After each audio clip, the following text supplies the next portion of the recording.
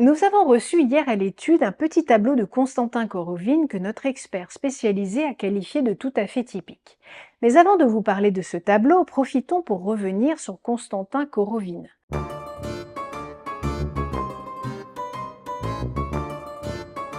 Constantin Korovine est né à la fin du 19e et constitue donc une figure emblématique de la peinture russe post-impressionniste. Issu d'une famille aisée, il manifeste très tôt un intérêt pour l'art et intègre l'école de peinture, sculpture et d'architecture où il commence par étudier l'architecture avant de se tourner vers la peinture sous la tutelle du célèbre peintre Alexis Zavrazov, un membre éminent du mouvement des ambulants. Cette école lui permet de développer une base technique solide tout en étant influencé par le réalisme sévère de son maître. Mais très vite insatisfait des méthodes pédagogiques, il quitte l'Académie impériale des beaux-arts pour suivre son propre chemin artistique. Sa quête d'authenticité et de liberté artistique le mène à voyager, ce qui joue un rôle crucial dans l'évolution de son style. Alors, quelle a été l'influence de ces voyages? Les voyages de Korovine, notamment en Scandinavie, dans le nord de la Russie en compagnie de son ami et collègue Valentin Serov, sont déterminants dans son parcours artistique. Ces périples, entre 1888 et 1894, enrichissent son répertoire de paysages, inspirant des œuvres remarquables telles que Ruisseau de Saint-Trifon à Petchenga, daté de 1894. Toutes ces œuvres capturent avec brio la lumière unique et les atmosphères des régions visitées, mêlant réalisme et une touche impressionniste. Korovine séjourne également en France entre 1886 et 1893, où il est fortement influencé par le mouvement impressionniste. Cette influence se traduit par une rupture notable avec le style réaliste de son mentor, Zavrazov.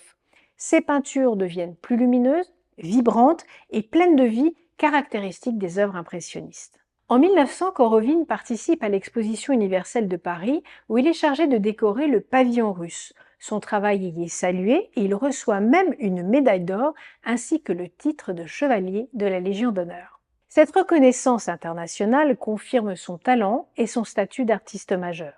Il devient ensuite enseignant à l'école de peinture, sculpture et d'architecture de Moscou et s'implique profondément dans le milieu artistique. En tant que décorateur officiel du théâtre Bolchoï et des théâtres impériaux, il collabore avec des figures célèbres comme Constantin Stanislavski. Pendant la Révolution d'Octobre, Korovine joue un rôle crucial dans la protection du patrimoine artistique russe. Il s'efforce de sauvegarder des œuvres menacées par le tumulte révolutionnaire et organise même des ventes pour soutenir les prisonniers politiques. Sa passion pour l'art et sa détermination à préserver le patrimoine culturel témoignent de son profond engagement envers la culture et l'histoire russe. En 1923, Korovine émigre en France où il continue de peindre jusqu'à sa mort. Il est enterré au cimetière russe de Sainte-Geneviève-les-Bois, laissant derrière lui un héritage artistique riche et diversifié.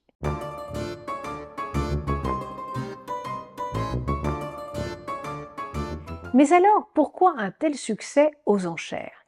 Le succès de Korovine dans les ventes aux enchères s'explique par plusieurs facteurs. D'abord, ses œuvres capturent l'essence de la lumière et des paysages russes et européens avec une sensibilité tout à fait unique, ce qui les rend particulièrement attractifs pour les collectionneurs. Ensuite, son rôle important dans le développement du théâtre russe et ses collaborations avec des figures emblématiques du monde de l'art augmentent la valeur historique de ses œuvres. Enfin, on peut tout à fait dire que son parcours est marqué par une reconnaissance internationale et son implication dans la protection du patrimoine ajoute encore une dimension sentimentale et patrimoniale à ses œuvres, les rendant encore plus prisées sur le marché de l'art. Alors, quelle est la valeur d'un tableau de Korovine en vente aux enchères publiques? Les résultats en vente aux enchères pour les tableaux s'étirent entre 4 000 et 80 000 euros. Les cotes les plus élevées restent réservées aux paysages parisiens colorés et baignés d'une lumière tout à fait particulière.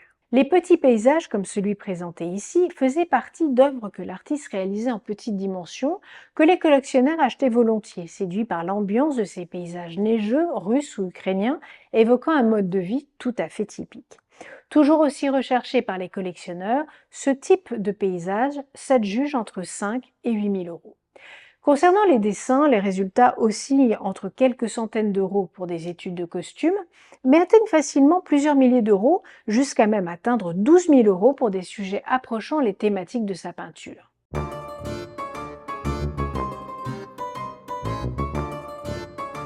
Il faut cependant rester vigilant car malheureusement beaucoup de faux circulent sur le marché et il est indispensable de faire appel à un expert spécialisé. En tant que maison de vente aux enchères, nous sommes assistés de notre expert spécialisé en art russe qui saura déterminer l'authenticité de votre tableau ou de votre dessin. Nous sommes ravis de vous recevoir à l'étude pour étudier votre tableau de Korovine et restons à votre disposition pour toute estimation gratuite en ligne sur notre site internet. À bientôt sur Expertise et Enchères pour de nouvelles explorations, de nouveaux artistes.